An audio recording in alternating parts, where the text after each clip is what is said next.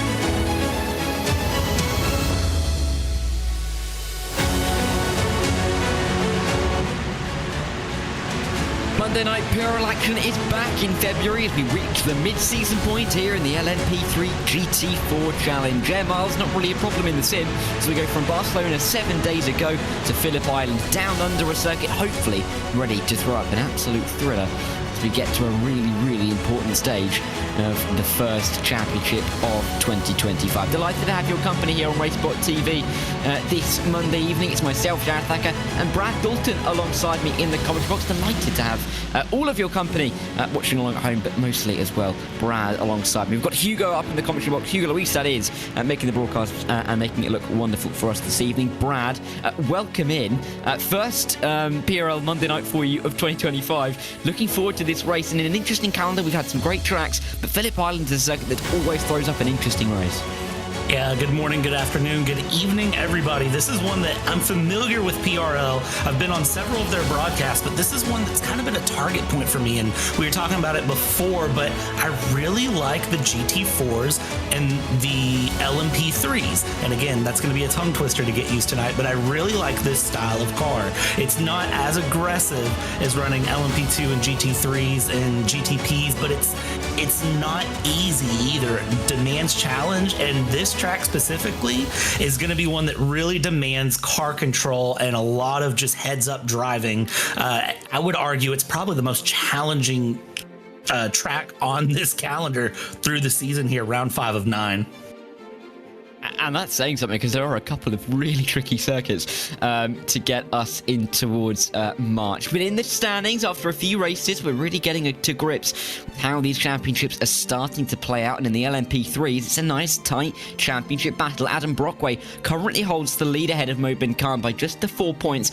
213 to 209, but the two of them look like they're starting to run away a little bit from the rest. Eric Leroy, consistent results, gets him into the top 3 in the championship on 181 points, with Carter James just behind him on 175. Victor Couto and David Stevenson make up the 5th and 6th little battle there in the 160s, with Edwin on offer and Zach Hebert in the 130s in 7th and 8th. Jerome Bertillon and Jacob Van Spania inside the top 10. Let's see if they can move forward a little bit tonight. In the teams for the LMP3s, it's Morat and Sem squad Oceana Coffee who still lead the way on 374. Echelon Simsport are a little bit further back, but still crossed that 300 point threshold. Morat and Sem squad Ginger Liveries are in 3rd ahead of Ignite and Satellite Racing, who make up the top 5. Selbek Precision Racing, Impact Simsport and Sartex MC LMP3 are in a tight little battle for P6 as they make up the top 8, with Hydro Race, Geodetic Racing and Tech Sport Academy a little further back inside the top 10. Over in the GT4s, and its serial winner, 3-time champion consecutively coming into this season in the GT4s, Aiden Young, who leads the way still with a 27-point advantage over Arnaud Jeunesse. Really impressive margin for Aiden Young, who hasn't necessarily had this kind of margin for quite some time, and is, I think, going to be delighted with it. Ed Williams is 3rd, but he leads quite a pack. Matthew Wyckoff just in behind in 4th. Ken Copeland and Kate Smith 4th and 5th, with Christian Menes just alongside Kate Smith on 151 point. Kurt Ham is on that 150 threshold, but again, the 1 point ahead of Aaron Myers, who's had a difficult difficult start to the season, but a driver who finished vice champion last season, we'll see if he can start to move forward through that tight pack for P3 tonight. Gabriel Gutierrez it is, who rounds out the top 10. In the teams, it's Unit X Valhalla who lead the championship ahead of Satellite Racing. Both of those teams cross the 300-point threshold. Passion Sim Esports and the Wrong Stuff are over the 250-point mark. Chasing the Delta, middle of the pack, very much middle of the pack. 5th and 6th with WSR Esports Butt Kicker just in behind in 7th. Hungry Hamsters, Sardex MC and Entropy Sim Sports round out our top 10, and they'll be hoping to move forward a little bit tonight. But before we get going, on to the track action in qualifying here for what should hopefully be an hour's worth of fantastic racing action. We have to, of course, thank our sponsors who make these broadcasts possible 5 nights a week here on RaceSpotTV, starting with Logitech G. Logitech G wheels and pedals are equipped with true force feedback to help you feel the road and own the race. Use code Precision5 at checkout on logitechg.com for 5% off of your purchase. Advanced Sim Racing, owned and operated by passionate sim racers, Advanced Sim Racing designs and builds the sturdiest and most durable aluminium profile racing simulation cockpits available in the market today. All PRL members also get a 5% discount on ASR products using the Precision 5 coupon code. Racebox offers mid and high-end button boxes for sim racing enthusiasts, from the casual gamer up to the most meticulous sim racing driver. Competitively priced and carefully handcrafted, our button boxes are an enjoyable addition to any sim racing setup. Visit raceboxsimracing.com and get a 5% discount using your Precision 5 coupon code. Butt Kicker products add incredible immersion and realism to every single game. Feel every nuance and truly put yourself into the driver's seat with Butt Kicker. Moradness is a performance lifestyle brand motivated by motorsport and founded by professional race car driver Daniel Morad. It's the head of sim racing photography. Capture your finest, proudest, or simply worst moments from your hobby in up to 8K resolution. It is, of course, a great addition to any sim room. And Advanced Motorsports. Get ready to learn to be fast with Advanced Motorsports. Follow them on all of their socials to become a better driver. And we thank all of their sponsors, of course, who enable us to go racing with so many high-quality drivers, so many nights a week here on RaceSpotTV. But on to the track action, into qualifying as well. A session that I feel is going to be important here, Brad, because Phillip Island is not necessarily known for its overtaking. It could be a good circuit to get a good starting position in. Yeah, this is going to be one where traditionally, I always say that when you have a longer race, qualifying isn't everything. I'm going to retract my normal statement for one time and one time only and say that qualifying might be more important here than we're used to, because it is a track that you can really get caught up in a mess. And we've seen already, some announcements to the drivers beforehand kind of saying like, hey, drivers, be very cognizant. If you're a GT4 driver like Aiden Young here, be very aware when those LMP3 cars are coming around, and just make sure that you are heads up driving, you know what you're doing. If you're the LMP3 car, make sure you're thinking about the passes you make. It's unique to see that sort of approach. And, as we ride on board here with Aiden Young, you get an idea of how challenging this track really will be, especially after the first 10 minutes, once that traffic mixes up. Yeah, and we see it time and time again, that the traffic does become a major factor in these races, and Phillip Island, I think, it's going to be absolutely no different. The flowing nature of the circuit, multiple lines into many of these corners means that there's almost certainly going to be a little bit of miscommunication somewhere between a GT4 and an LMP3.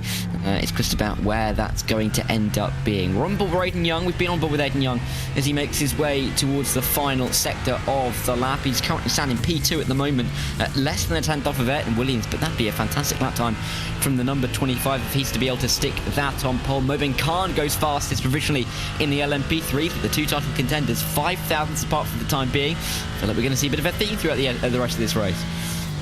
I very much think that that's going to be a common theme through Aiden Young and GT4 up into a 134.338. We hop on board with Maxime Grenon here, who is currently P3, a tenth and 3/4 back running through. And one thing I do want to point out with this circuit, even though it looks flat, there is some significant elevation, some significant leaning into corners that the cars are doing. It's not as much of a, flat circuit. There's not a lot of banking into it, but there is a lot of elevation change at points. And some of the corners, especially, if you look up the track map, it's turn 10 that really has me sort of looking and, trying to watch what the drivers are going to do, because turn 10 is more than 180-degree hairpin, and it banks in, and it's downhill. It's going to be interesting to see how things go through.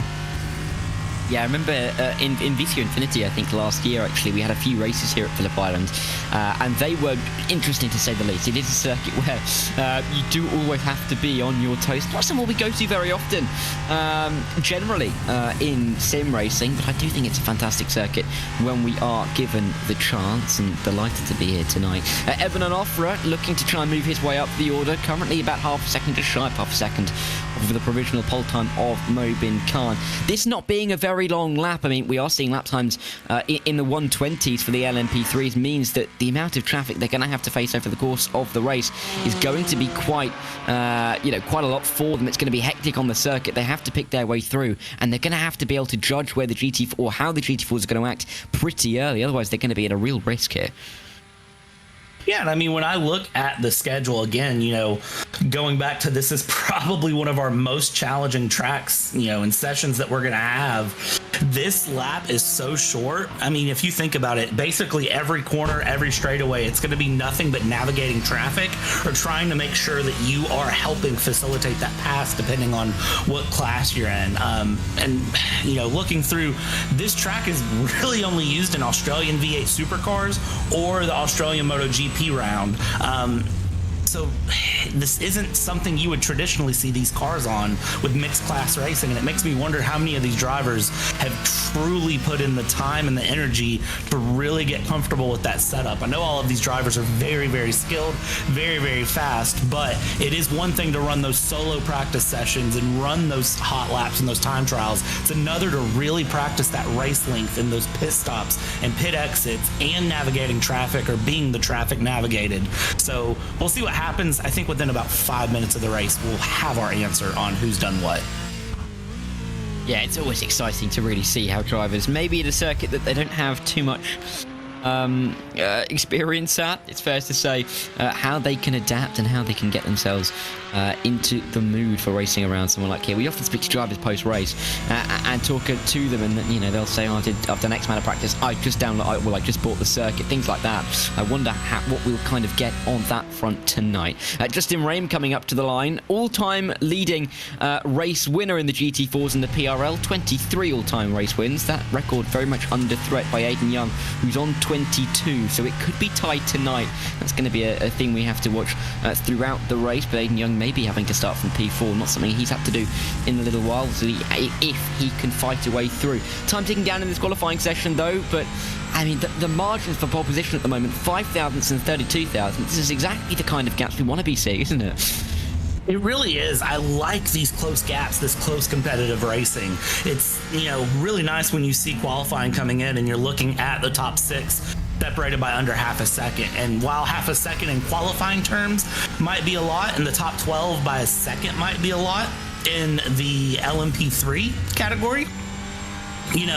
When you're really looking at that number and you think about that, it's not that much in qualifying, because once you hit race trim and you hit the race pace, everyone's going to be really mitigating what they do through. And I mean, looking at GT4, the top 20 are all separated by just over a second.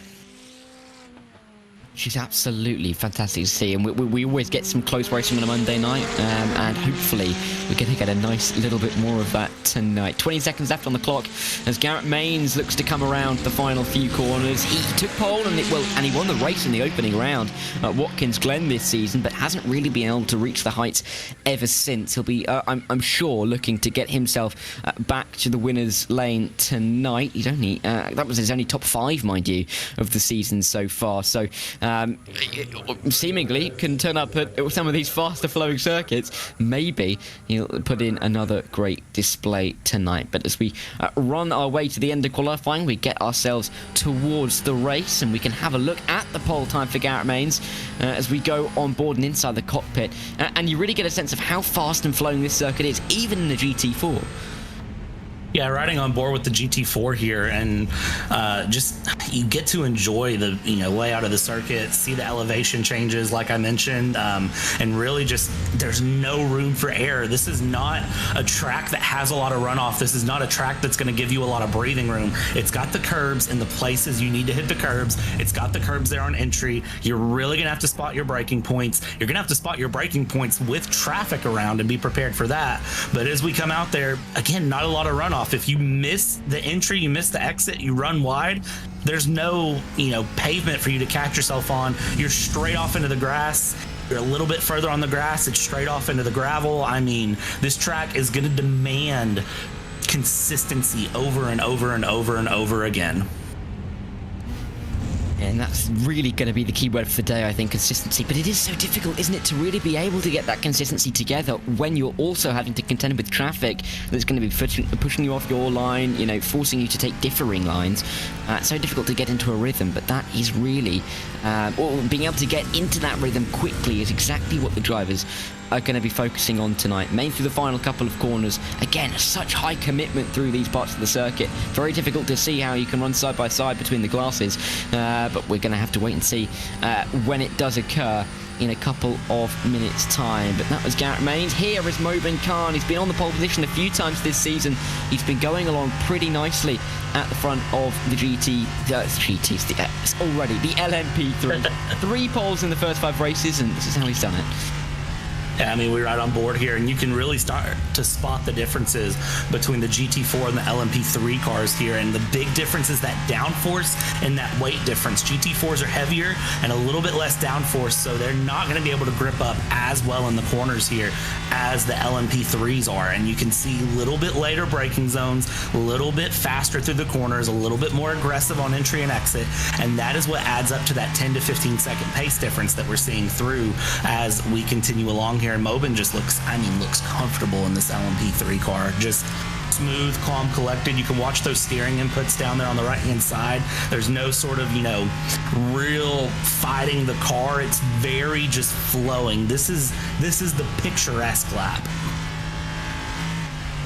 Really is. And for Mobin Khan as well, start of last season, the first race he took pole position, but the strategy almost fell away and he ended up finishing in 2nd place.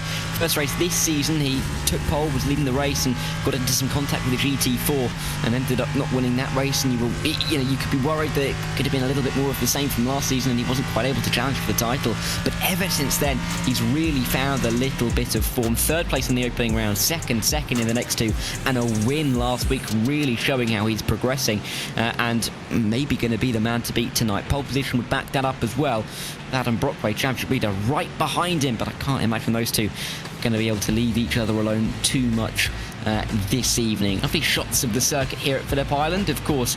In southern Australia is pretty much diametrically opposed to where I am as you can be, which means this is not going to surprise you particularly, Brad, but I've not been to this circuit. I don't know about you. Yeah, no, this is a significant way away from me in the world, I'm not going to lie. So I would love to go to Australia, don't get me wrong. I think that would be fun, it'd be enjoyable, but it is a good... How far? It's a good 12 plus hour flight for me at least. I'm on the east side of the US, so I'd have to fly a pretty considerable distance. It might actually be closer to 15 hours. Yeah, it's not the shortest of journeys for either one of us. It's a shorter journey, of course, for Reece Gardner, who some of you may remember joined me back end of last season in 2024 on these Monday night broadcasts. But he'll be getting up in the morning. Always great to see a couple more circuits join the calendar that we're not necessarily used to, or we haven't seen for very long. But this is the grid that will take us to the green flag at Phillip Island tonight for round 5 of season 1 of 2025. In the LMP3s, it's Mobin Khan who will lead the way ahead of Adam Brockway by just the 0.005 of a second after qualifying. Maxime Guerin and Edwin on offer make up row number 2, with consistent man Zach Hebert and Eric Leroy, P3 in the championship, Eric Leroy making up row number 3. David Stevenson and Victor Couto are on row 4. These times not a great deal away from the pole time, of course, with JP Alfonso and Jerome Bertiome inside our top 10. Quagnian and Carter James make up row 6 as they start 11th and 12th, but those times still within a second of the pole time. We look outside of the second and find Chris Massey and Chad Nobles in 13th and 14th, Dakiel Rodriguez and Isaac Gardner on row number 8, and rounding out the field we have Scott Angelo and Cameron Johnston in 17th and in 18th, as they will round out our LMP3s. In the GT4s, it's a bit of a rinse and repeat from the opening round of the season. Garrett Maines is on pole position, but not by a great deal. Very tight battle with Ayrton Williams alongside him on the front row. Just another 5,000ths back is Justin Rame in P3, and then just another half a tenth back is Aiden Young in P4. Incredibly tight top 4.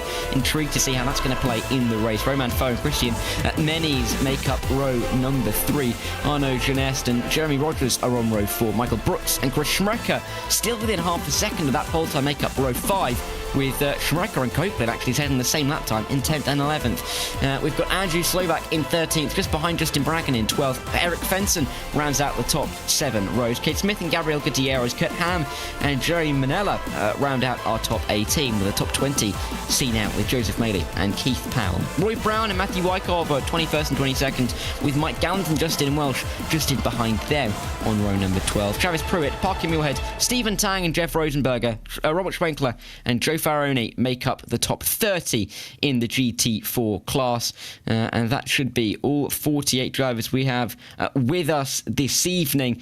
Stacked grids in both classes. Going to be really intriguing to see how they are able to get off the start, but with 48 cars, and let's be real, Brad, it's not the biggest of circuits. This is going to be quite a hectic race, I think. Yeah, this track is only 2.7 miles as we go through track conditions here. 3 mile an hour wind, 74 degrees Fahrenheit, air temp, 77 degree Fahrenheit track temp, partly cloudy, a good 9 a.m. In sim time here as we go through this formation lap. The track is small. The track is just perfect conditions. I mean, this is going to be an absolute showdown. I know last week in Barcelona, there was a little bit of a turn 1 moment.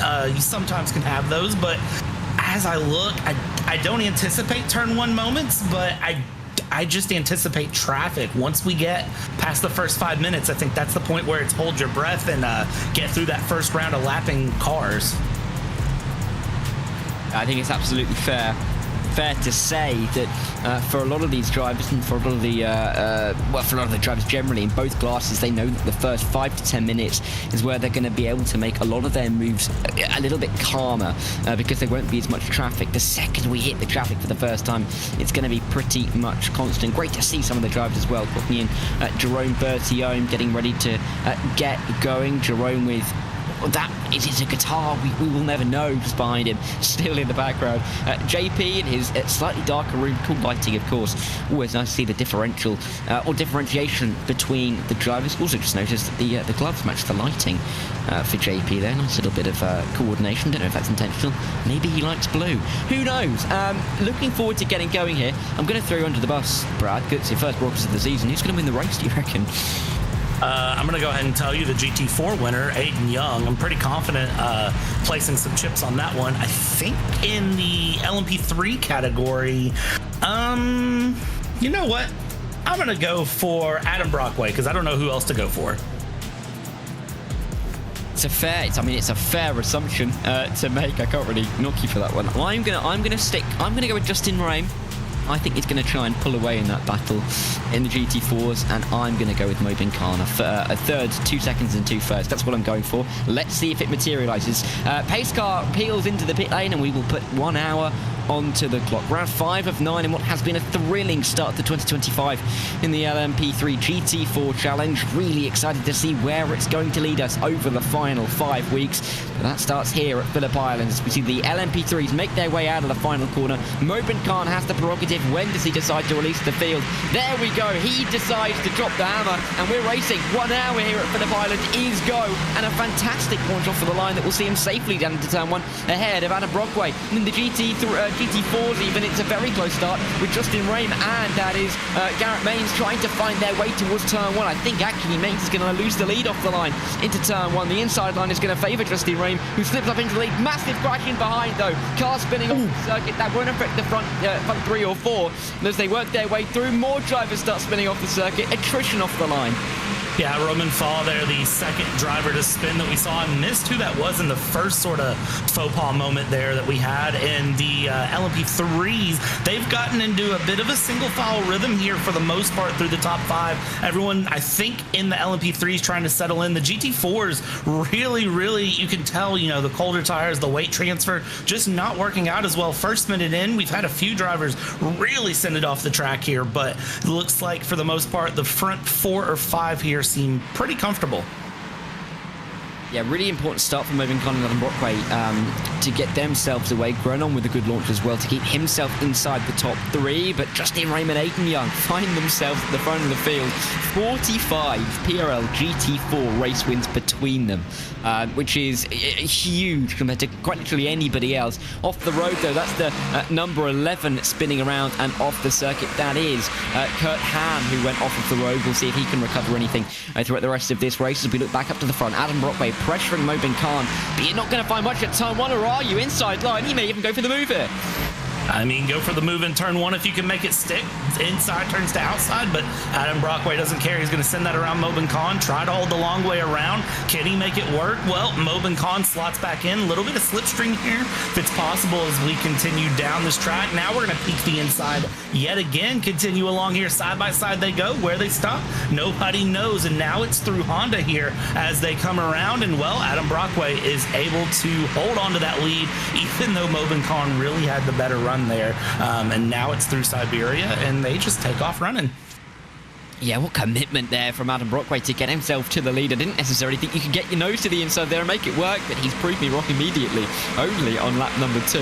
And now, all of a sudden, Moben Khan's under pressure from Maxime Grenon as they work their way into the final few corners of the racetrack, rising over the crest, ducking down into turn number 10 before 11 and 12, or 10 and, 11 and 12, I should say, make their way back to the start-finish straight. But fantastic for Adam Brockway to get himself to the front. Moben Khan, he's really been able to lead from the front of the race the last few weeks. Interesting to see how he can adapt to running in P2. They'll make their way out of the final corner towards turn 1. No pressure on Adam Brockway to start lap number 3. And let's see if he can start to get away. It won't be very long before he will start to come up to the back of the GT4s.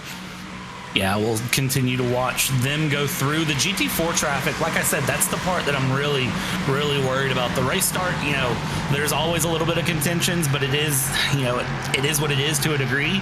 That first time through traffic, though, and, you know, I'm sure this is talked about week after week after week after week, but it's something that I really want to make sure is emphasized, especially here. There's the race start. Roy Brown, that was right off the start line. I mean, look at that. That took out at least 7-8 cars out of the GT4 field right away out of that 30-car field.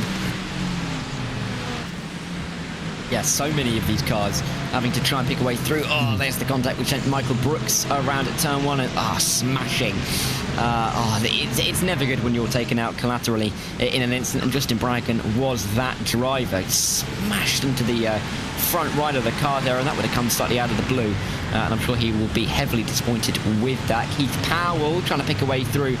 Just about clips the car in front, clips the car to the side, and loses that front bumper in the end of it. Mike Gallant will get caught up in all of it as well. His SimSport car just gets a tap, and there's no control that he can have. Luckily, there's about 3 light years before you get to any barriers at this circuit, which meant that he was able to keep it out of them, as did Roman Foe, and I think he said his first faux part of the race. But so much happening off the start, so many of the GT4s off the road, and I think there's only about 10 or 12 still right in that front train of about 7-8 seconds or so.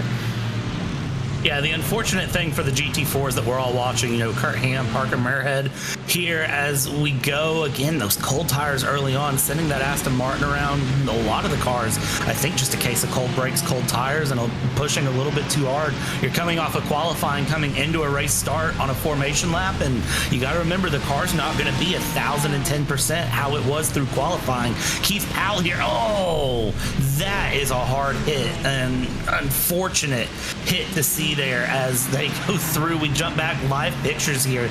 You know, the one thing I will say for the GT4s, it's unfortunate that happened lap 1, but the good news is this is a 60-minute race and you don't exactly lose it on lap 1 unless your name is Justin Ream here, because Aiden Young up in the lead as we go through. Justin Ream in second place, just trying to chase down Aiden Young, but we know Aiden's a strong driver. Chad Noble's here. Quick replay. What happened to Chad? Oh, locked up that left front, sent it around. Yeah, not looking good for Chad. Oh, hit as well. I mean, the hit held him out, right? Got him back onto the circuit. Not too sure how happy the left-hand side of the car will be, but somehow that's worked out relatively all right for him. Chris Massey, I believe the car that may have hit him, pulling off to the right-hand side of the road and having to tow, I believe. So not great for him, but let's see if they can recover. Still a long way in this race, 54 minutes left to go. And we'll see if they can work their way back through. This is Chris Massey's point of view of the incident. Oh no, it's just wide at turn 1. Oh yeah, wide, no control at all. Is he going to avoid that tyre clump? Yes, he does. And then goes off the road, the car spinning in front of him. Oh, that's that's horrible. Chris Massey, that's awful luck. Did so good to control that car through the grass all the way back onto the track, and then just, yeah, that's if you're Chris Massey, that's just a kind of a unfortunate moment. But yet again, you don't win races on lap 1. You can lose them on lap 1, but get things going. David Stevenson here, bit of a spin there, and then just snaps back the other way, find the tire barrier, and again, no pavement runoff, no big chance to save that car, but David Stevenson able to get back on track here. Keeping up with the GT4 category, here is Arnaud Genest here with Christian Menezes, who is continuing to battle. There's plenty of good battles, and look at the traffic. The traffic has started. It has, and it's going to get busy, very, very busy, very, very quickly. Zach Hebert's already taken out a GT4 and taken out himself. They're not teammates, are they? I don't believe they are down at Echelon Synsport. Similar liveries, but not quite the same. It's Joe Ferroni who got taken out in that. No, on Christian Menezes. I believe it's Menezes. I think he asked us, or he gave us a help on the pronunciation this week, and written down, it looks like Menezes. If that's still wrong, I am so sorry, Christian. I will write to me, and I will make sure to get it right for next week. But I'm going to go with Menezes for the week. But he is having a good race up in P5. Let's see if he can keep himself there. He is getting close to the battle with Arnaud Genest. Ayrton Williams and Justin Ray battling. I did see them swapping positions briefly a moment ago, so we'll have to keep a keen eye on that. But the leaders in the LMP3s now starting to work their way through the real, mid-pack in these GT4s. You can see Maxime Grenon getting a little bit stuck on the run into turn 9 and 10. He will lose a little bit of time, and Brockway and Khan maybe have a little bit more breathing room now. Yeah, and I think in that moment there for Maxime Grenon making the decision to stay behind that GT4, that's just a case of survival kicking in. I feel that's a very conservative move early on. You can try to be brave and force the move around, or you can just be nice and comfortable, safely make your way through the corner. And I think for Maxime, that was the decision there. Mobin Khan here, we're watching go through in second place, half a second back on Adam Brockway, just continuing along, going through again. We jump back with Eric Leroy. This is Victor Kudo just behind, trying to make some sort of a move and make a move around. Up in front is Edwin Onfray, that they are going through. There's a little bit of traffic. Mind the traffic, and that GT4 does a very good job of staying out of the way of this 3-car LMP3 battle that is developing very quickly. Yeah, Victor Kuta now around the outside. Can he try and loop it there? Not quite. It's going to be Eric Leroy who just about keeps himself inside that top 5, but this is not the part of the circuit round turn 7 or 6 at Siberia, and then into 7, 8 and 9 that you really want to be finding too much traffic. Mobin Khan, what's happened to Mobin Khan? He's off the road. I think we just saw that briefly. Mobin Khan has lost a heap of positions, and all of a sudden he's now down outside of that top 6. Almost certainly contact with one of the laps. God, we're going to have to see it again, as he is now just behind Carter James. They're in 7th and 8th, but Mobin Khan, little moments. It's cost him so far this season and last season. He's going to have to try and find a way to try and buff out those mistakes throughout the rest of this race.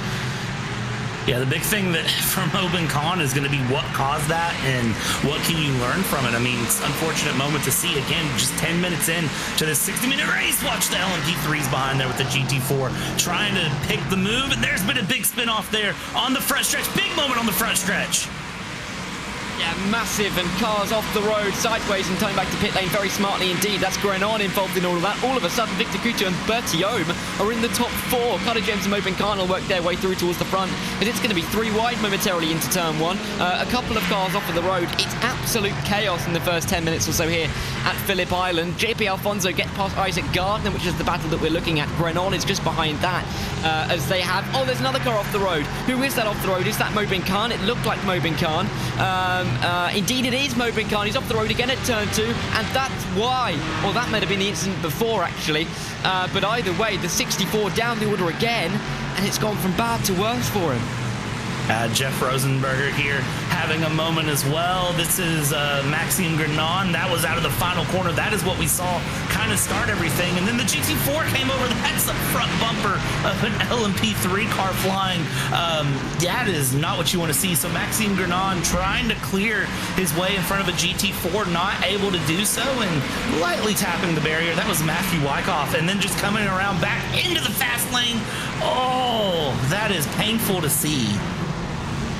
And getting squeezed between a recovering, well, I say recovering, an out-of-control GT4 and a concrete wall. I mean, your car isn't necessarily going to win that battle, and it didn't work out very well for the LMP3. Isaac Gardner's involved, still in this battle inside the top 10. Oh, my word, be careful. Great to see a good slow-mo. Is it off the road? Oh, nearly all 4 times off the road. For Matthew Wyckoff, and then he smashes into a car on the other side of the road. So it looked great, and then it looked less so for the number 4. Hebert working his way through on Kwok Nyin as they come in towards, which I believe is down at Siberia. But this has been a dramatic opening 12 minutes, and we've still got, 80% of this race left to run, Brad. Phillip Island is Phillip Islanding. I always say that these Australian circuits are the most challenging, the most pressure-inducing tracks that just have no forgiveness in any way. Australian circuits, I don't know what it is, but every Australian circuit you can name, you've probably seen pure chaos at. And I feel like this is a case of Melbourne just absolutely doing its thing. Eric Leroy here we see just kind of going off to the side there. I believe that is the car that got crunched by the GT4. Here's Mobin Khan having that secondary moment we saw in another moment with a GT4 car just getting tapped, sent around into the gravel. Yeah, there's something in the water down here, isn't it? That's for sure.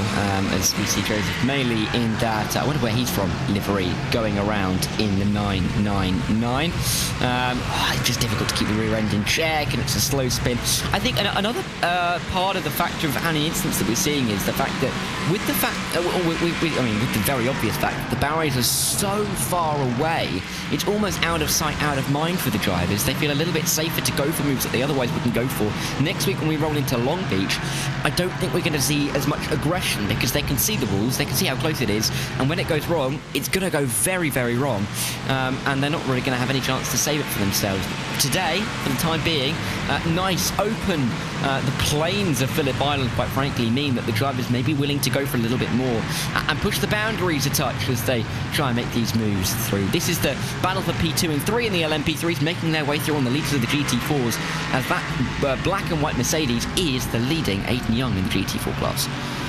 Yeah, and you can see how Aiden Young was just very quickly out of the way, holding his line, getting a little offline if he needed to, and just kind of saying, I want no part of this with these LMP3s. I want no situation. We also saw the headlights blinking there for Victor Couto, just very quickly blinking those headlights and kind of saying, hey, I'm here, watch out, coming through now, thank you. But you can really see the nimbleness of the LMP3s against the GT4 and how it kind of makes it easier for them to carve through traffic and go through. But you can also see the GT4s, they're very committed to the way they run this track. It's very hard for them to run any sort of a difference here. So we see a GT4 flashing lights there back at an LMP3. Presumably that is a case of not super happy about something, as this is a battle through for P5. Carter James there thinking about making a move, not able to make something stick into turn 1, but very much there on Jerome in the 217 and looking at some sort of a pass. Yeah, and I think it's worth noting to follow up, to back up your point about the GT4s, with a little less downforce on the cars, they don't really have, I mean, they're pitting it as much as they can in some of these corners, but that means that they are naturally going to be drifting slightly wider onto the exit curbs. I mean, the GT4s have much less wiggle room when it comes to that ability to let through some of the LMP3s, and the LMP3s have. So, you know, I feel like it's the onus should be on the LMP3 somewhat to try and pick the right line through and to kind of judge where the GT4s are going to end up, because they are the drivers overtaking. Yes, the GT4s are lapped down, so, you know, by default, in your mind, they should be giving way to you. But at the same time, it's much more difficult for them to run their races in some of these corners while thinking about you than it is for you to think about them. So I definitely think that's going to be a running theme. Pockham, you're ahead for number 19, having a bit of a battle. A nice, clean battle for the time being, at least, as they run their way in towards turn number 5 and or into turn 5, the braking zone of this tight right-hander. It is good to see that we do have some drivers that have been able to keep their nose clean and work their way through the field really just by doing that.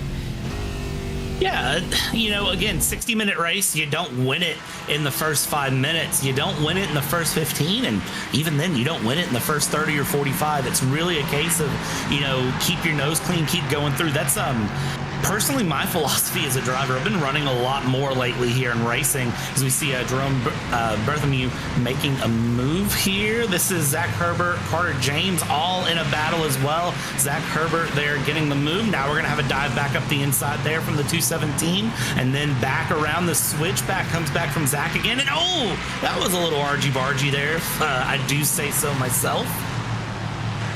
Yeah, Jerome making sure that, well, the elbows are certainly out at about the quarter mark in this race. He's fighting over a top 4, would be a fantastic result for him. Of course, Jerome been around quite a long time, you'd expect that. One of the people who does so much work with the league overall.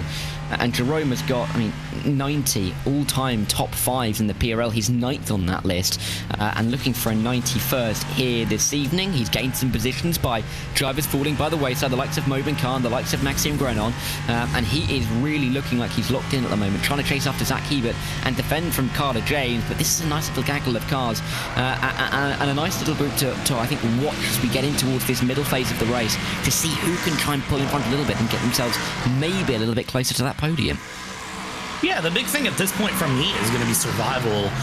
If you're a driver, as I was saying, I've been racing a little bit more lately, and one of the things, you know, that has helped me especially earn, you know, my I rating, my safety rating, and, you know, just kind of run through and be comfortable is just consistency. I don't really try to push. I don't try to do anything crazy. I focus on hitting marks and hitting lap times, and even though I might be a 10th or 2/10 slower, if I'm still there in the end and I haven't crashed out, then I'm doing just fine. As we see a tire lock up there, going through. Carter James trying to bring it around yet again. Zach Herbert there trying to hold on. We go through side by side yet again. Through the left-hander we come, and can they hold on to it? A little bit of a wiggle there from Carter James, and I think Carter James might be able to keep that together. Jerome trying to get by, and now here we go. That's the number 99 going through as we look. Carter James trying to hold that inside line still. I mean, they are doing well to battle in class with each other side by side as they come down through the hairpin of turn 10. Yeah, corner after corner, side by side. Great to see it's Cockney who's trying to make the move, currently in P7, but for a moment was up in P6. Carter James hanging on for dear life after that moment on the exit with Jerome Bertholomew. All of this has allowed Zach Hebert to get a little bit away up the road. 2 seconds or so is a decent enough margin here at Phillip Island and in these cars. As we look down towards turn 1, there's a gaining for the number 86. Is he going to go for any kind of line? The outside line would be where he would go, but you can see the differential in pace between the LMP3 and the GT4. You've got to be oh so careful with where you place your car, and for Qualkinger, he realised that he had to get out of the way a little bit, and that GT4 wasn't quite able to make a move. But chances down here, maybe at turn 4 and 5, let's see if he goes for it down the inside. And as he runs through, you can see him kind of looking towards the inside. He's really thinking about it. So we go picture in picture here. There's the battle down on the lower screen in the LMP3. Up on top, GT4 battles will continue through as they've just been very close with each other there. Ayrton Williams, Justin Ream, and Aiden Young really kind of holding things through.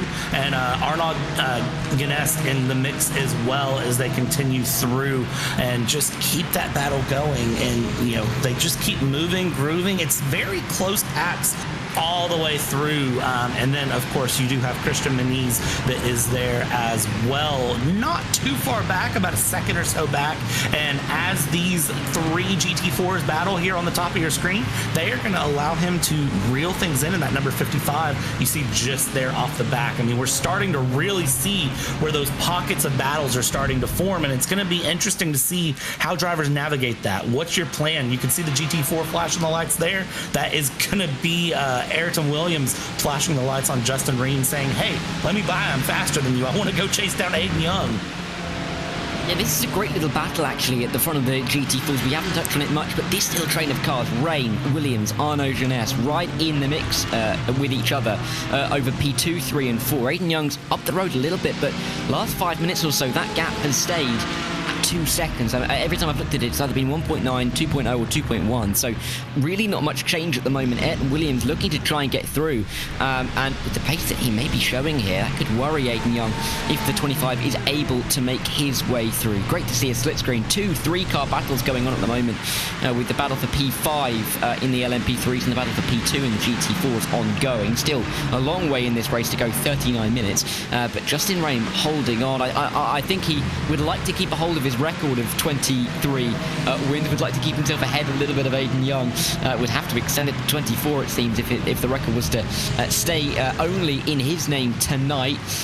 But Justin Ream, regardless, such a fantastic driver, one of the best that we've ever had in the PRL, trying to defend from Ayrton Williams, but Williams looking for the outside line. We've seen a few moves tried here at turn 4, not many have worked out, and the outside not going to work this time either for the 25. Yeah, he went for the move, and then there on the bottom, we saw that LMP3 battle continuing with Kwok Ning getting through on the bottom, going through the final couple of corners. They're coming up on some GT4 traffic, and this is one of the things I like to watch the very, very skilled upper class cars do. They kind of watch, and they have to use that slower car as traffic is running through. Oh, there's someone off track. That's Carter James running well off, and looks like not going to be able to gather the car up there in the LMP3 category, and is going to unfortunately be very, very slowed down, drop very far back, and kind of lose out of that 3-car battle we've been watching. Yeah, shame really is that 3-car battle will, for the time being at least, look like it will become 2. Not exactly what we want to be seeing, but I feel like there's more than enough chance that we're going to see some of these battles close up over the course of the final 38 minutes or so in this race. Ayrton Williams not quite as close to Justin Ream as he was just 1 lap ago, and won't be able to put as much pressure onto the Grid and Go, or the Grid and Go livery 88 car down at turn 1. Justin Ream holding on pretty nicely for the time being as he runs his way around turn number 2. But I'm interested as well by Arnaud Jeunesse this season. Really has been consistent and consistently up near the front. Not something we've necessarily seen from him in the GT4s of late, but it is definitely a very positive development. The 3-1-2, being able to get himself into positions that he didn't necessarily qualify towards the front, but worked his way through in a race situation to get onto the podium, into a top 2. And that's why he finds himself at the moment as the closest challenger in the title fight to Aiden Young.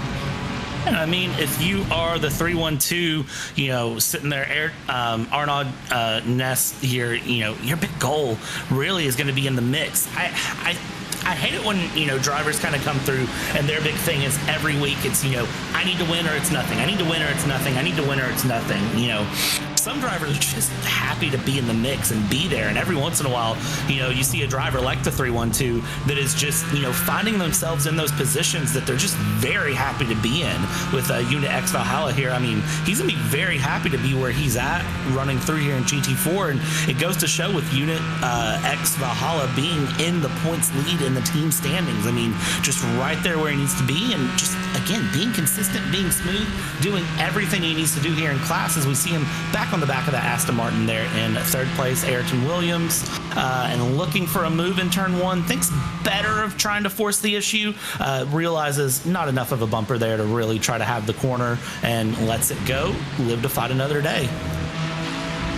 Yeah, for Arnaud, just trying to pick a way through at the moment in the 3-1-2, not going to force the issue. Meanwhile, Evan Onofre fighting with Victor Couto around the outside, and the black and white entry is the number 72 of Victor, trying to fight with Onofre, but not quite able to do so. Onofre getting P2 in the opening round of the season, nearly his maiden PRL win, but couldn't quite get past Adam Brockway. I mean, a little bit of a deja vu moment on that front possibly this evening. We're going to jump back from that battle for P2 into the battle for P3. Ayrton Williams just about holding on from Arnaud Jeunesse still as they run their way through this meaty middle part of the lap. No move available at the moment for Arnaud as he's just trying to pick a way through as the lines. I thought for a second he was going to try and go down the inside, but that was going to be more than covered off by Ayrton Williams. Just to kind of give you an idea about how close the championship really is at the moment. Actually, hang on, as Arnaud tries to go for the inside line, it's going to be the outside line for this right-hander at turn number 10. Can he loop it all the way around the outside and get the exit? Yes, he can. Inside line for 11, and Arnaud Jeunesse gets the move done for P3. Very smartly done.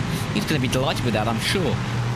Yeah, Arnaud Jeunesse should be very proud of that one. That's one that you set up for several corners. You take several attempts to make it happen and did a very, very good job of such. As we watch down in the bottom right with LMP3 traffic, this is the number 96 in second place with the number 72 in third place. They're going to go side by side down the main straight. Mind the GT4 traffic.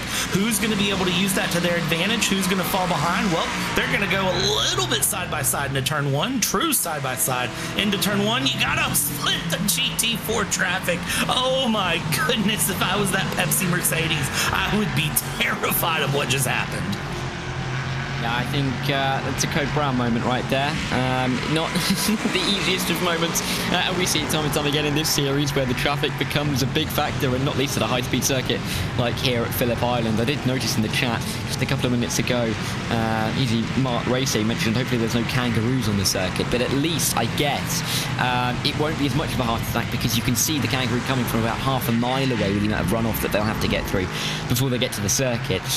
You won't quite get the heart attack like you did just then with the traffic, and yeah, not the easiest of moments, but you've got to be able to adapt and cope with these situations to get yourself up the championship order, and being consistent is so critical. The point I was going to make a second ago is to really hammer home that consistency point is that Williams is P3 in the championship. His best finish this season is 1 P5. He's only had one top 5 in the 4 races, and he finds himself third in the championship. It's absolutely crazy. I mean, Aaron Myers, who's been the vice champion the last couple of seasons, to Aiden Young, not necessarily having the season that he wanted to so far, but he has a DNF so far this season. He would back himself to work his way through that field. He still has a little bit of work to do, though, as he's not even in the top 6 yet tonight. But this GT4 field particularly really is a case of getting in any result you can. A top 6 will do, because you know that some of the drivers around him in the championship will fall by the wayside, and that's just part of the championship, it seems.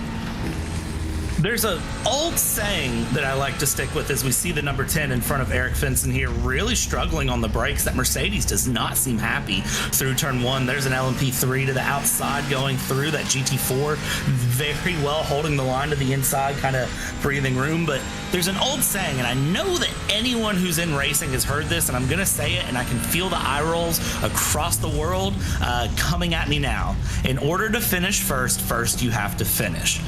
There have been championships in sim racing that have been decided by drivers just consistently finishing. It doesn't always have to be a first place. Sometimes you just need to be happy to be on the track and get a good result and be consistent. Again, I said it at the top of the broadcast with qualifying. I thought qualifying was going to be more important here. I've been proven wrong yet again, though, that qualifying was not the most important thing. That consistent race pace, that consistent run has been the most important thing, and that consistent handling of traffic. Those are the skills you really have to have down through a 60-minute race to be comfortable. Yes, one lap pace for qualifying can help get you out of some trouble, but sometimes you just have to be smooth and consistent. Chad Noble's there, smooth and consistent, and you can see the front end of that car was left in a tire barrier. Yeah, I think you got given a bit of a helping hand into the tyre barrier, to be fair, in the 67, but that's not a fair bounce, isn't it, off the tyre barrier? Like a sponge down there. But you're absolutely right. I've seen sim racing championships won by a driver who didn't win a single race on the season. I believe there was a 14-round season, and they came second or third every single race and won the championship, because the drivers that would win the races would then either crash or would have some other issues, and it wouldn't work out very well for them. So there's always that possibility for drivers just being plucky and able to get the good results. Roman Foe having maybe a couple of issues, going slightly wide in the number 17 car. Great livery on that car, by the way, really is a good paint job. We always love a great livery, particularly on a Monday night here in the PRL. Notice as well some pit stops starting to occur.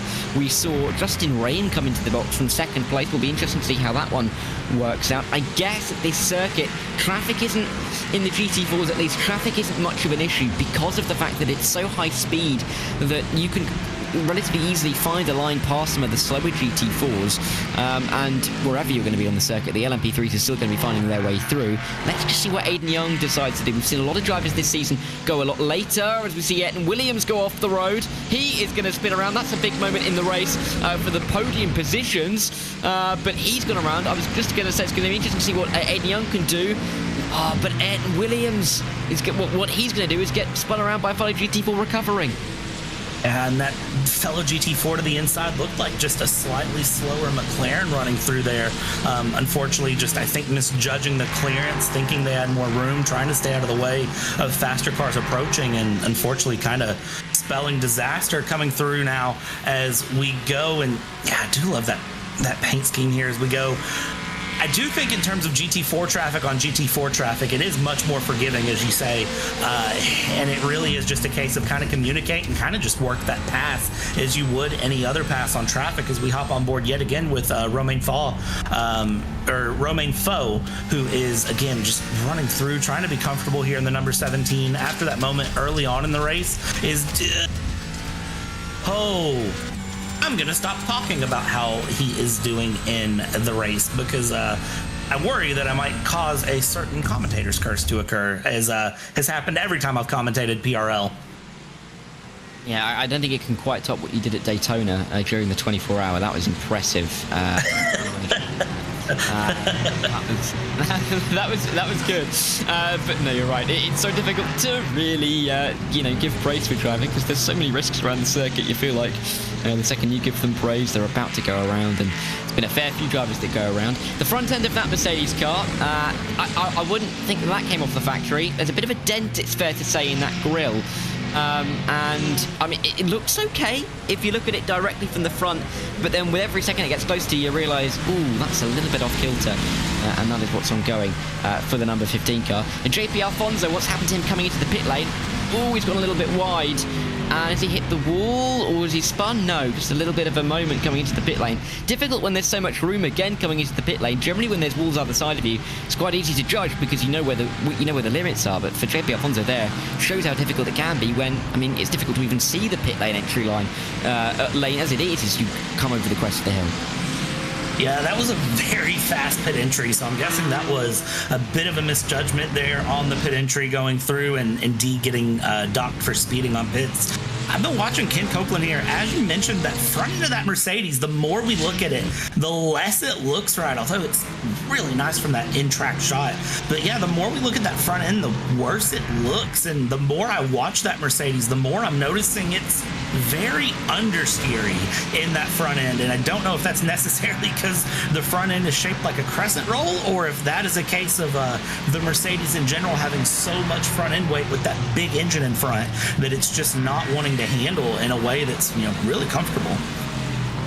Yeah, well, it's not seeming to affect him too much at the moment, which is all we could see. Maybe the damage is slightly more visual than it is meaningful in terms of a pace loss for Kane Copeland in that number 15 car. But these two really battling over some good positions. Jeremy Rogers and Kane Copeland come into this race in the championship, not necessarily in the battle. Of course, Kane Copeland's in the top 5 in the championship, but again, that's due to consistency more than anything else. One top 5, it's the only top 8 he's got all season, sees him in the top 5 in the championship.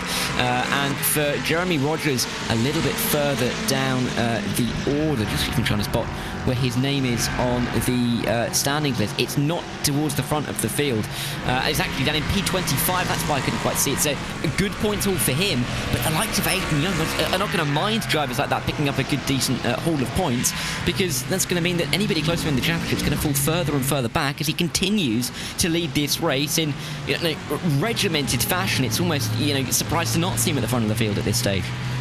Yeah, Aiden Young, a very quick driver. We've talked about it time and time again. Very dominating here in PRL and just continuing to cement that legacy, cement that sort of, domination statement, as you can call it. Just consistent, smooth. Doesn't even look like breaking a sweat here. Aiden Young just consistently driving the car the way it needs to be driven, getting everything out of this GT4 that can be gotten out of it just to hold that lead here. And not necessarily holding a dominant lead here in the GT4 class. Just over 3 seconds. It's fluctuating around 3 and a quarter. It's going down under 3 at some moments here and there. But just enough of a lead to be comfortable where if there is a little bit of a moment with traffic or a little bit of a loss of grip, Aiden Young knows that he can collect it and just keep going. It's not going to spell any sort of disaster. And that is really all you can ask for as the race leader. Yeah, got to be careful. I thought for a moment there might have been a little bit of disaster with the LMP3 coming out of the pit lane, but all is calm, all is well down in Australia for Aiden Young to still maintain that advantage. 3 seconds it is now, was 2 for quite some time, but with the battling that we saw and the pit stop even that we saw from Justin Ray, that may be masking a gap that we will come to see when Aiden Young does make his way down pit road in, you'd say, probably the coming 10 minutes of this race. This race really has flown by. 36 minutes gone in a flash as there's just been action flying at us from all angles with the high-speed nature of this circuit, but I don't think we're going to be complaining about that one bit. Still 24 minutes of this race left to run though, and a lot of opportunity for some of these drivers to be battling it out for the likes of Rogers and Copeland to sort out their battles for P4. We'll see where that is after they make their pit stops. Of course, the likes of Justin Ray will cycle through, you'd think, but there's definitely chance for some big points for a lot of these guys running through the field. And nice to see some of these close battles still after nearly 40 minutes worth of racing. I know we started with, a decent chunk of 48 cars. You'd expect some of them to still be around each other, but it's not always a guarantee, especially with the kind of instance that we've seen off the start. So always good to see good battles towards the front. Yeah, and that's really the big key. If you're going to be in the front of the field, you need to continue to battle, continue to push. But it does test the endurance. It tests the comfort level of you as a driver and you as your knowledge of the car handling. Because the thing is, as this race develops across 60 minutes, the car doesn't handle peak performance as it does on lap 2. It will continue to degrade. You'll lose some tire grip. You'll lose some weight from fuel, and the car will handle a little bit differently. And it goes to show your comfort level of how the car handles, how the car changes, that you can still be up there on the front, still be pushing, because 60 minutes consistent, for some drivers, that's a long race. For some drivers, anything over, 30 minutes, 45 minutes is pushing endurance levels of what drivers are comfortable with. So it's always awesome to see the drivers at the front kind of continuing to pull the gloves out and just throw those punches left and right to try to make passes, keep moving forward, and really still driving head on toes. And again, we just came off of Daytona, here in iRacing, the 24 hours of Daytona, so some of these drivers are probably in peak condition in terms of comfort level in the car of driving long stints. But for some drivers, they didn't run Daytona, or that this is something that they're not super comfortable with. Joe Ferrioni, that was a moment there into the tire barrier. Yeah, it just goes almost spearing into them. Maybe was a little bit of contact behind. Victor Couto coming down pit lane on the exit of pit lane. Oh no, there's a GT4 just in front of him. What's he going to do in the 72? Trying to find a way left, right. Oh, that wasn't what I was expecting to see, quite frankly. I didn't expect that to happen. That caught me off guard somewhat. It may have caught Victor off guard a little bit as well. But either way, he's into P5 as he's made his pit stop. He will be able to go to the end of the race from here. Adam Brockway in the pit lane now, making his one and what should be only pit stop in this race. Lest he has too much damage. Evan Onofre follows him in as well. We'll see if Jerome Bertillot makes it the top 3 from 3. He does indeed, and it means that Brockway should be able to come out in the lead and maybe, just maybe, lead this race from start to finish. Yeah, and that would be the dream, right? Just start the race and for 60 minutes, just be right where you're at. For Adam Brockway, it does look like that is the story of the day here. Just be consistent, be comfortable. And again, all of those things that I've said over and over as you exit here onto turn 2. Adam Brockway, with the nearest car, 13 seconds and some change back, while you still have second and third in the pits. Side-by-side battle here in GT4 just behind him, though, as he goes through plenty of racing, plenty of of action still going on through the field. Yeah, it's up and down the order. Everywhere you look, there is a battle going on, and these two almost certainly battling over what could be P2 when everybody has made their pit stops. Of course, GT4s often wait a little bit longer to make their one and only pit stops in the race. Driver getting very smartly out of the way, actually not wanting to get involved in this battle. They could see who it was behind them and then thought, yeah, no, I'm not going to get involved in that. Those two are probably a little bit quicker than I am and are going to be feisty with each other either way as Raim and Janest work their way through the mid part of the lap as they now run towards 7-8 through turn 9 at Lukey Heights and then down, dipping towards the bottom of the hill at 10. But you know, with Justin Raim holding the slight advantage for the time being. We'll see how long that can last. But as they dive down the hill, is there an inside line move here? Oh, maybe. I think Janest clearly thought about it, and that made Raim defend the inside line. A little bit of contact as they work their way through the corner, though. Justin Raim has the advantage, though, has the drive out of the corner, and still has the position. And they'll run their way through the final corner. We'll pick up another couple of spots with drivers in the pit lane. But they've got to be careful. They can't afford too much battling, otherwise they could find themselves being overcut by some of the drivers yet to pit. Yeah, watching through there, Arnaud Janest, very, very impressive run there. Justin Raim just ahead as we come through. That's 5th and 6th now in GT4 classes. Pit stops are still cycling around. Still expect some more positions to be gained, as you mentioned, as you alluded to here. LMP3 is going by on the front stretch, and we jump up with them. That was indeed the battle for second place in the LMP3s here. Zach Herbert and Victor Couto as we go through. Look at this, side by side they go. Where they stop? Well, someone has to stop because the brakes have to come on for the next right-hander going around, and it is still going to be Zach Herbert ahead as we go through. And Zach Hebert, not Herbert, Hebert. I can't add letters to names. To do with the notorious number of Herberts that are from my part of the world, actually.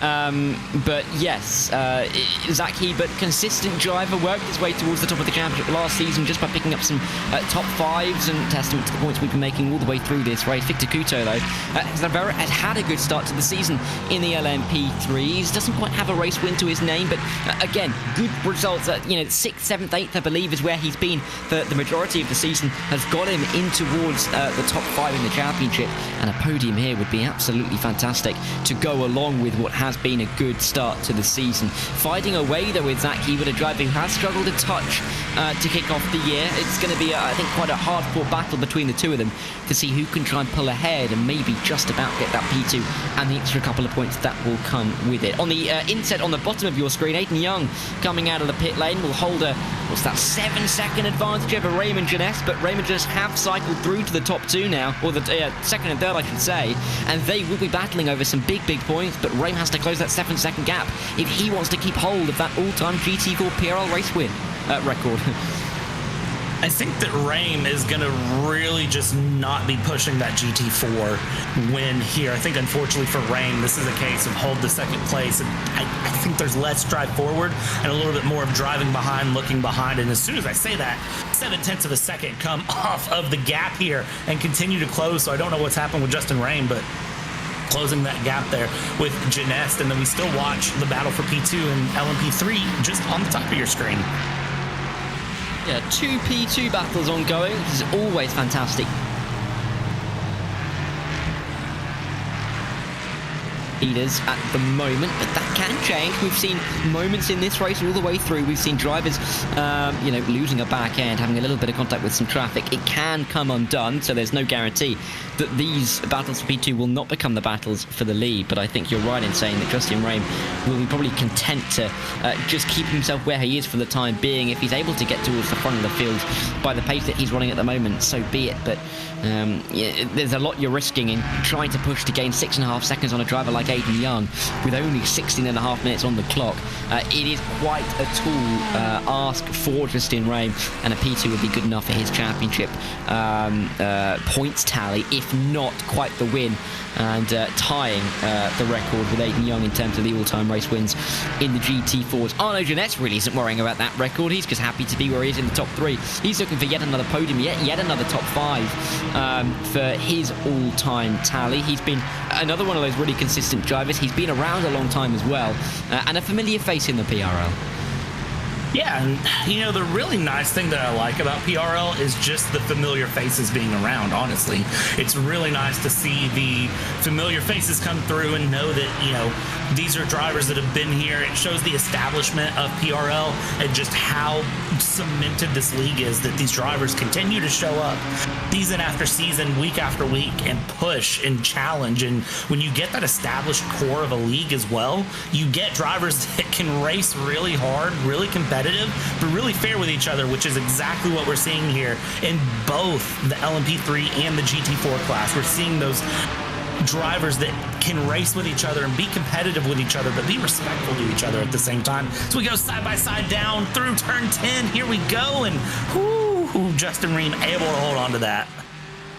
Just about as he holds off Arnaud Jeunesse for the time being. Mind you, Arnaud's been around so long that at the moment, if he was to stay inside the top 5, I'll come back to that point actually, as everyone on offer and Jerome Bertillon fight side by side as they run their way through the lap. Everyone on offer is going to get that move done and promote himself to P4 ahead of Jerome, who again has been around a fairly long time and in the top 5, hoping to get yet another top 5 for his tally. So many different machines that he has been able to wrestle into the top 5 in a PRL race.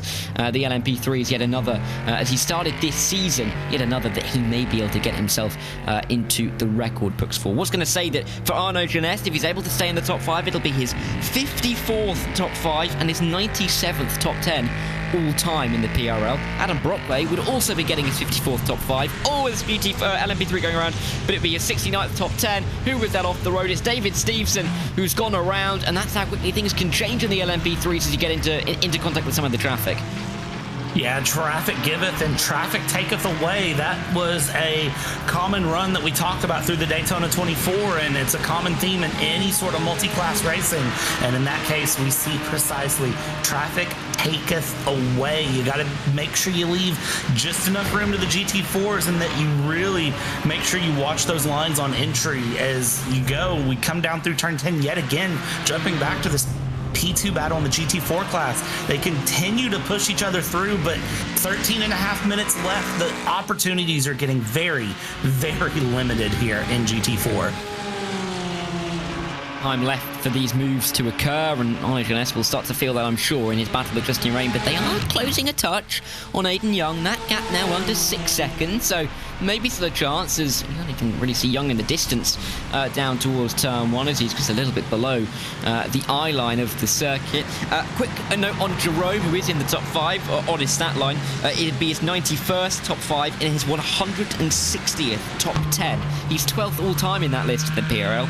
Absolutely huge amount of top 10 finishes in what is his 248th start in the PRL, 21st on that list. So one of the most experienced heads, the most experienced head here tonight, but one of the all-time greats of the PRL, looking great again tonight. Oh no, looking for that outside line into the marbles, not where you want to be. He's not going to make the move there, and he may find himself losing a little bit of time as they make their way through turn number 6 at Siberia, as Justin Ream will have a little bit more breathing room and maybe safe again to turn 1 once again.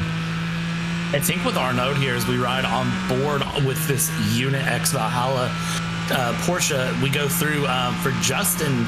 Really, Justin's just trying to run his line and drive defensive. Arnaud is the one that's really trying to look outside, look inside, trying to find something. They're so evenly matched on pace. It's really just going to be a matter of who can get in there and get ahead just enough to force the move to stick.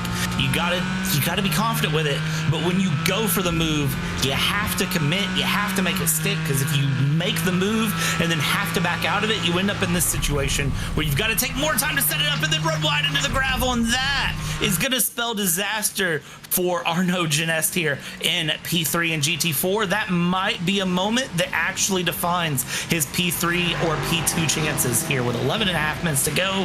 I have a feeling that for Arnaud, that's going to sting. Yeah, I mean, the time, the sand's just drifting away from him at the moment, and, the car quite literally drifting away from him in the moment. Now, about a second and a half further back from Justin Ream than he would really like to be. Battle, though, for the number 10 in P10. That's not quite on the top, or on the right-hand side of your screen, then that's not quite an electronic board showing your position, or a coincidence for the number 10 of Chris Mareka, who's working his way through. The driver from Michigan trying to maybe juke his way inside the top 9, but he's going to have a little bit of difficulty trying to fight his way past Eric Fenson, of course. Eric Fenson in his home race here in Australia, not quite towards the real sharp end of the field, but I'm sure he'll be loving getting some laps done in Australia as an Aussie in an American series. And I mean, I'm going to be honest with you. This is my opinion on home races. Finishing your home race alone is typically good enough. There's a well-known thing in racing that your home race is either blessed or cursed. Honestly, it just depends on your opinion, your stance, and what championship you follow, to be honest. But home races are typically ones that you show up and you want to do well. You either want to be in the very front or you want to finish in a good position. I'm going to be honest, I think a P9, if you don't end up with a Mercedes on the back of your McLaren, is a pretty good position to be in here as we follow through. Still, Chris Schmecker here is still trying to move around. Final corner we go through, and this Mercedes looking comfortable and looking like a probable top 10 finisher. Yeah, hopefully so for him. He's got a bit of a gap back, actually quite a big gap back, 23 seconds to Romain Faux. So yeah, it looks pretty good for Chris for the time being with 10 minutes on the clock. We've got 10 minutes to go, and I know I threw the stat line out last week with Ron, but oh no, that's a wide moment for the LMP3. Off the road again.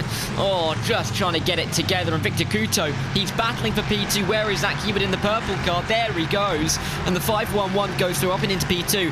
And Victor Couto has to drop to third. Not the ideal moment for him. And Hebert gifted the position and gifted what could be an extra couple of points for his tally. I was going to say that I used the stat line with Ron last week, but it's not going to last much longer, so I'll use it with you now, Bradley. Justin Ray has the all-time record for driver starts in the GT4s. This is his 54th. But the second and third drivers, could you have a guess who they could be? Anybody? I'm going to guess it's Aiden Young and Arnaud Genest, if I have to throw two names out there. Which is completely fair. Now, would you believe that second on the all-time GT4 start counter is Jerome Berthiaud, who's racing in the LMP3s, and in third P3 on that list is Adam Brockway, who's in the LMP3 tonight. It's Aiden Young in fourth, and he will overtake Jerome Berthiaud in the next couple of weeks, and Aiden Young, which is why I have to use that line now while it's still available. But it's great to see that all four of the most experienced GT4 drivers in the PRL are here tonight. Two of them aren't even in the GT4s, which is always fun to see. And they're going nicely in their own class as well. So they've clearly made a good choice in the cars they have decided to be in. Romain Faux in P11. We've commented on how well his livery has looked, how well he's going along as well. He may need to gain quite a bit of time to get himself into the top 10, though. May need a little bit of a miracle. 23 seconds. And he's got to be careful because if Gabriel Gutierrez is just behind, what's happened to Zach Hebert, though? He's not gone off the road at the same point, has he? I really hope not, but it is possible there for Zach Hebert that he's had a moment, because he's now down in third by 2 seconds to Victor Couto. As we jump here, this is Kwaknin and P7, big off there. Be careful rejoining. Very, very tiny rejoin and get back going. Here's our replay of Zach Hebert, and not the exact same spot, but going through, and here is our replay of the number 86. What happened here? Is this a locked up tire on the entry to one? Coming through, mind the traffic, and it looks like, oh, that was definite help. Yeah, a little bit of aid was assist. There's more than a little bit of help, and I think Quark in the 86 is not going to feel totally overjoyed by that. Pretty good that we weren't on the driver cam for that moment. Probably wasn't looking terribly pleased with the incident that we saw. Only 7 minutes left to go in this race, though. We're only going to get a handful of laps to the checkered flag, and Jerome Berthiaud will know that Edwin Onofre, who is right behind him, has the opportunities for him are running out to get to the top four. Even if Jerome loses the position, it's still a top 5 for him. It's still a decent haul of points, but I'm sure he'd love to hold off at Edwin Onofre, give himself that extra little confidence boost going into the final 4 rounds of the season. Yeah, absolutely. Replay there of Isaac Gardner having a spin. Jeff Rosenberger also going through. That was the GT4 ahead that caught the LMP3 out a little bit, causing the lockup going through. Live pictures here now on the main screen. The number 96 of Edwin coming through and around, holding on, trying to go for that top 4. And again, I do think the 217 will be happy top 4, top 5. I think it'll be kind of an indifferent sort of moot point there for the 217. While yes, the top 4 would be nice, I think the top 5 will also be, a comfortable point in terms of looking at the points hauls and continuing that battle there in the mid-pack. Yeah, and what a battle it's been all the way through this race, particularly in those mid-packs with drivers ebbing and flowing through the field. I mean, there's been a lot of pit stops that have been off-kilter, drivers battling over what was P13, but all of a sudden became P2 in the case of Justin Rame and Arno Jeunesse. But we only now have 5 minutes to go. Everybody's made their pit stops, and the positions that drivers are fighting for are really the positions that they are hoping to maybe gain 1 or 2 from to the end of this race. But we are ticking down towards the closing stages here. It's been a thrilling hour's worth of racing. A really good encounter in the PRL, as you would expect. We've still got the likes of P4 to decide in the LMP3, seemingly P2 in the LMP3s as well, with Kuto and Hebert both having offs in the last couple of minutes. And down here for P7, and Williams trying to come back because he had his difficulties after being in that battle for P2, trying to get himself back to the top 7, and the number 58 squarely in his way as they work their way through the long turn 2. Yeah, coming through turn 2, you've just got to settle in at that point. If you're not in the position to already make the pass there, like Ayrton Williams here, you just have to settle in as an LMP3 very brave there to make the move on the GT4s, come around, splitting the middle, splitting the difference, and says, I can't be held up by traffic longer than I want to be, gets through. Very good move there and continues along. Jeremy Rogers doing a great job there, just ahead of holding off one Ayrton Williams and continuing through. We jump back up. This is again our battle for P2 with Arnaud Jeunesse battling with Justin Riem as we go through, and there is Jerome coming through in the 217. So we're seeing the leaders all start to mix it up with each other here at the very end. 3 minutes, 50 seconds left to go. Yeah, that was actually a move being made by Edwin on Offrey. You can see that red car going off into the distance on Jerome Berthiaume as we saw the battle with Romain Jeunesse. So, the battle for P2 almost aiding that occur. My word, careful. Oh, that got very close to disaster. Just Jerome nearly getting, pushed around at turn 1 by, I believe that's Isaac Gardner. I may be wrong, but that all-black livery could be Isaac Gardner. I don't want to call out names. They're not true, so if that's not Isaac, I do apologise, but a lap down would suggest that it could be the number 19 in that battle, or number 29 I should say in that battle, but it means that Justin Riem and Arnaud Jeunesse can keep going. They're still alive. Christian Menes in P4 may fancy himself to get towards the back of these guys if, there's any kind of incident, but it's going to have to require an incident because with 3 minutes to go, you're not going to gain 8 seconds organically. And for Menes, actually, he's got Ken Copeland to worry about, only a couple of cents between those two. Yeah, as this GT4 battle continues through, one thing we haven't looked at in a hot minute is the LMP3 leader, Adam Brockway, almost 12 and a half second lead after the pit stop cycle on P2, P3 there, and just continuing to run through this GT4 battle is one to not take your eyes off of, but it is worth noting, in LMP3, the leader with a 12-second plus lead just ran away with it. Adam Brockway just basically coasted off into the sunset in that LMP3 car. If I didn't know better, I think he was racing up a class. Yeah, been impressive to see, isn't it, over the course of the evening, how some of the drivers have been able to race their way, particularly at the front, quietly going about their business, but really effectively so. 2 minutes left to go. Adam Brockway's a little bit further up the road. I think we're going to get one more after this one, as we see Brockway coming towards, where is he now? Coming in towards turn 10, actually, so maybe we'll get an extra couple. Oh dear, 2 drivers off the road. I think both on their own as well, a GT4 and an LMP3, spinning, not together, but at the same corner. Around the final couple of corners, Brockway will come. The fastest lap, or his last lap, was a 24.7, as that is JP Alfonso going around. It's going to be close. I think we will go onto the white flag lap. Let's see if Barney has his white flag in hand as we cross the start-finish line. I didn't actually see Barney there, but I believe we could be on the white flag lap. We are. We'll find out in a minute, won't we, Brad? Yeah, it looks like we are on the white flag lap. I thought I saw the remnants of Barney there on the side waving the white flag, which would make sense with 60 seconds left to go here and minute 20-ish lap. I would say that this is the final lap for Adam Brockway, and this is the point to just bring it home. And you can see the gap is closed considerably, so I think Adam Brockway has been just really playing it smooth and safe. Even with traffic, I think Adam Brockway here on the last couple of laps is just making sure that car comes home in one piece. No off tracks, nothing to report, but you know, when you're the race leader and you've pretty well just ran away with it from the start, that's kind of what you want if you're Adam Brockway. You want to stay off the camera, you want to stay off of the reports, you just want to run your race and be confident. And there we go. There is the confirmation of Barney with the white flag. Off in a weird spot though. Yeah, off in the sticks. Not what Barney deserves, really, up in his flag position.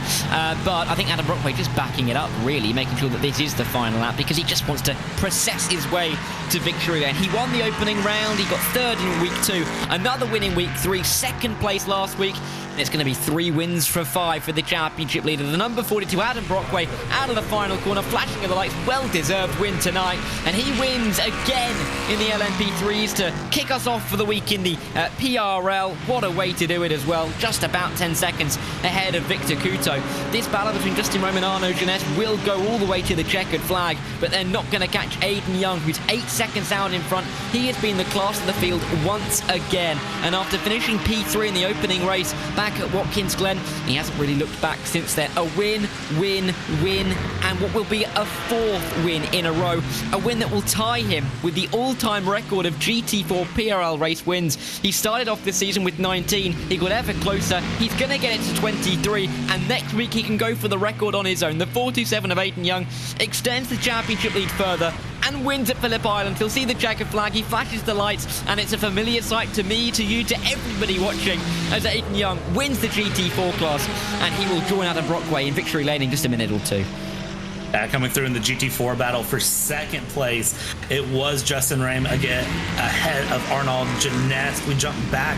Jeremy Rogers here just barely holding on at the moment from Chris Smekar as we go through. This is the battle for P8. It's going to be a drag race to the line. Here we go. Peek through, maybe.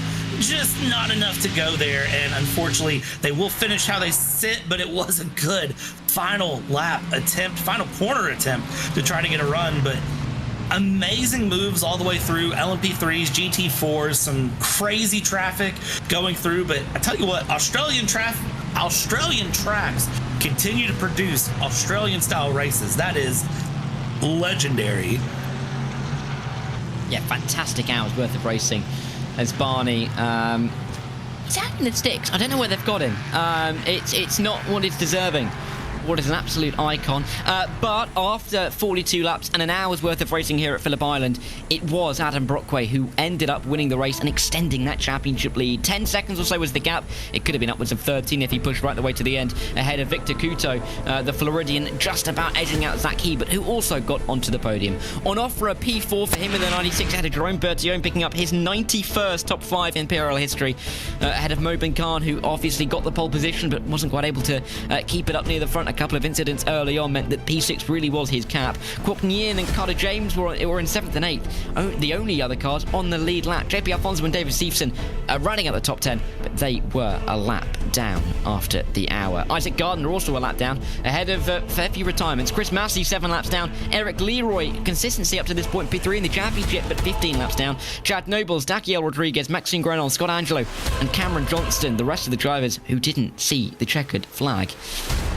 Over in the GT4s, a fair few more cars who were able to take to the start. Aiden Young was your winner again, extending that championship lead and getting himself tied for that all-time PRL GT4 race win list. Justin Rame, the other driver who joins him there, finished in P2. A really important result for his championship aspirations, at least getting into the top 5, with Arnaud Jeunesse consistently, keeping up his consistency in P3. Christian Menes was 4th ahead of Ken Copeland, who finished in 5th with Kate Smith, Ed Williams, Jeremy Rogers, Christian Recker, and Eric Fenson rounding out the top 10. Fenson in his home race, of course, getting himself into the top 10. Fair few McLarens just outside, though, with Gabriel Gutierrez, Roman Foe, and Jeremy Manella finishing inside the top 13. Andrew Slovak and Robert Schrenkler rounded out our top 15 with Mike Gallant and Kurt Ham. Also just, nearly on the lead lap, maybe just a lap down. Parker Muirhead, Justin Welch and Jeff Rosenberger were 2 laps down, rounding out our top 20. With Stephen Tang 3 laps down. Then we get to some of the drivers who did not quite see the checkered flag. Travis Pruitt, Justin Bragan, and Michael Brooks, the top 24. Joe Faroni, Joseph Maley, the top 26. Wykov, Powell, Roy Brown, and Garrett Maines. Of course, Garrett Maines is on the one position, rounding out the top 30 after a disastrous start for him. But that is how we sit after the race. Delighted to say that we can be joined by race winner Adam Brockway. Now, Adam, welcome into the box. Another fantastic result for you today. It looked pretty easy from up here, but how difficult was it to make your way through the traffic? Yeah, that was definitely the main key tonight was, traffic and navigating and not get involved in any incidents. I had a lot of practice this week. I ran a lot of open officials and, had some incidents, so I learned from them, and, just trying to read the traffic the best that I can and make my way through. Of course, gaining in the championship as well. I mean, Mobin came into this race 4 points behind you. You'll, of course, extend that by a decent margin. How confident do you feel going into next week at Long Beach? Of course, very different circuit, and could be quite a tense one. I'm confident that, I've finished every race this season with a good result. So, I do have Long Beach to fall back as a drop week, but I'm hoping for a good position there. I'm strong at the rest of the season. I'm strong at these tracks, so I have a good feeling, I can clinch the championship. Well, we wish you all the best in doing so after your 6th LMP3 win all-time, tying you for 4th on that list. Well done, Adam. Congratulations again, and hopefully we get to speak to you in 7 days' time. Yep, I hope so. Thanks, guys. Adam Brockway there, winner in the end in our LMP3s. P2 in the end went to Victor Couto, who was able to pick up a fantastic result. Victor joins us now. Welcome in, Victor. Congratulations on the P2. Didn't necessarily look nailed on towards the end, though. A couple of moments in the final 10 minutes. How pleased are you to get the podium? Yeah, I think in the end it went a little back and forth there. I made a mistake, and then Zach took P2, and I thought, man, it's over from there.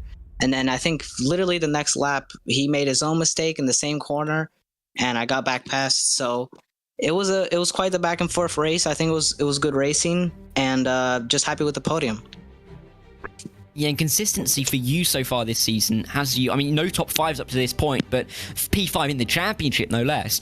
This podium really is going to carry you through and maybe in towards the top 3 in the championship. In fact, I think you will be 3rd in the championship going into next week at Long Beach. It's going to be a very different circuit. I don't think you can get much different than Phillip Island and Long Beach. Do you feel like you can follow this form through, or is it going to be a very much see it and take it how it is next week? I think... Yeah, no top 5s up until now, but the pace has been good, and I feel like the podium has been kind of knocking on the door.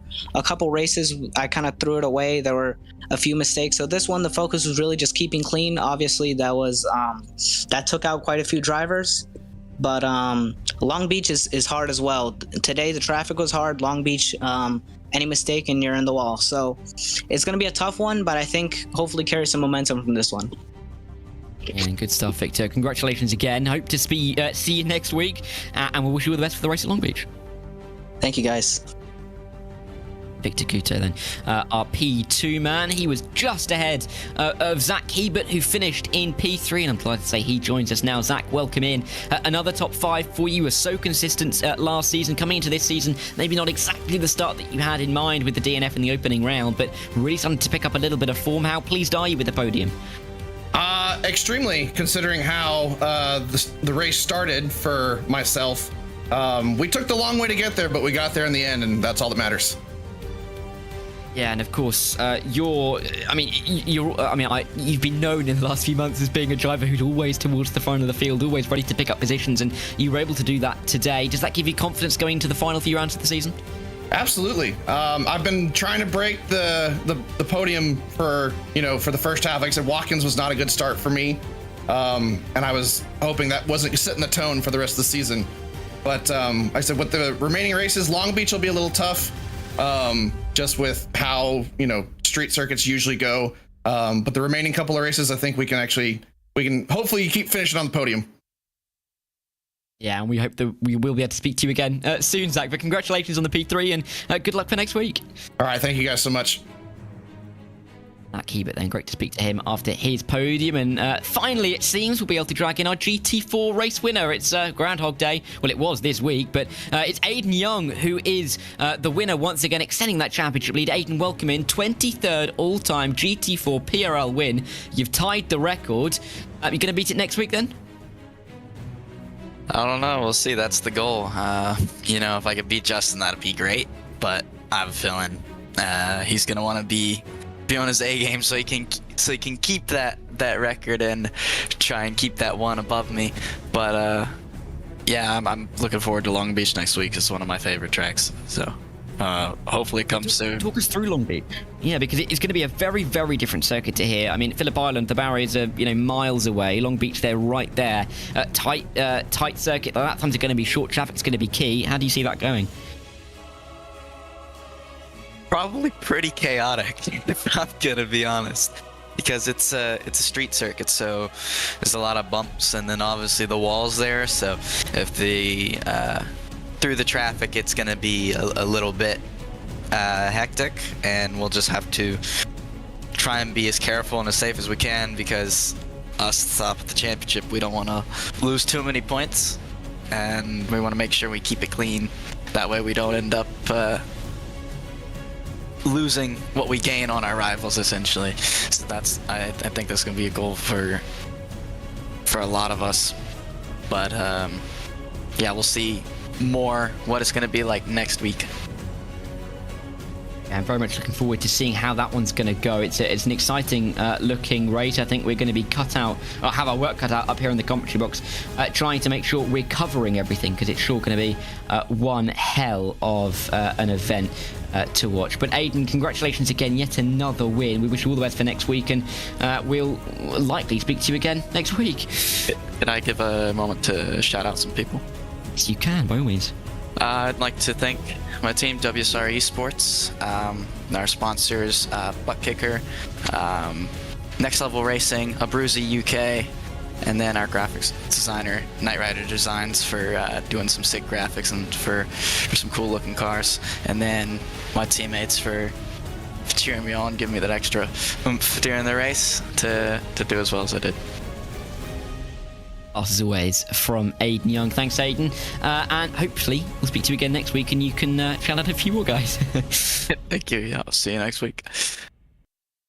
See him next week. I've just noticed, actually, very quickly, we've got Arno Jeunesse. I'm going to jump him in for a very quick word, as he finished in P3. Arno, welcome in. Just about caught you. How are you after that podium? Great result for you in the end. Yeah, it was a great race. Had poor quality, so I had to fight back. Was a little bit there was a little bit of chance on the first few laps with crashes and stuff, but yeah, that was pretty fun. Really thought I could get Justin at the end, but every time I got close, I had some aero wash, or I don't know if my line wasn't good on the last corner. It kind of sent me to the gravel trap twice. And once, the first time I went there, it was pretty scary, but nonetheless, very happy with the results. And Aiden's so fast, I don't think there's any chances of winning the championship after what he pulled tonight, but I'm gonna keep on fighting. Arno, congratulations on the P3. Consistency again, keeping up towards the front, and hopefully next week after Long Beach we'll get to speak to you again. Yes, sir. Have a good night. You too, Arno. Great to speak to most of our top three drivers in both races tonight. Brad, what a race it's been. Chaos from start to finish, really, but championship leaders managing to find a way through and extend their championship margins. It was chaos, it was excitement, it was nail biting. I mean, it was everything you could want from a race, honestly. And it was so exciting to see how the drivers handle it. And I mean, the championship implications, I don't know that we can really say them right now, but definitely some big championship implications for some drivers here this week. Absolutely so. I think next week's going to be no different. You will not want to miss it in 7 days' time. We're going to Long Beach. It can't get much different than Phillip Island when you get to Long Beach. I'm really looking forward to that race. Same time, same place here on the RaceSpotTV YouTube channel. Delighted that you've been able to join us this evening, and really pleased to have had yourself, Brad, alongside me tonight. It has been myself, Darren Thacker, and it has been Brad alongside me. We've had Hugo Luis up in the commentary box, up in the broadcast box with us, making all the pictures, making the broadcast look fantastic. This is where we'll leave you, though. We'll see you in 7 days' time on a Monday night, but don't forget, tomorrow, Wednesday, Thursday and Sunday, there'll be more PRL action for you here. We'll see you then, but for now, it's a goodbye.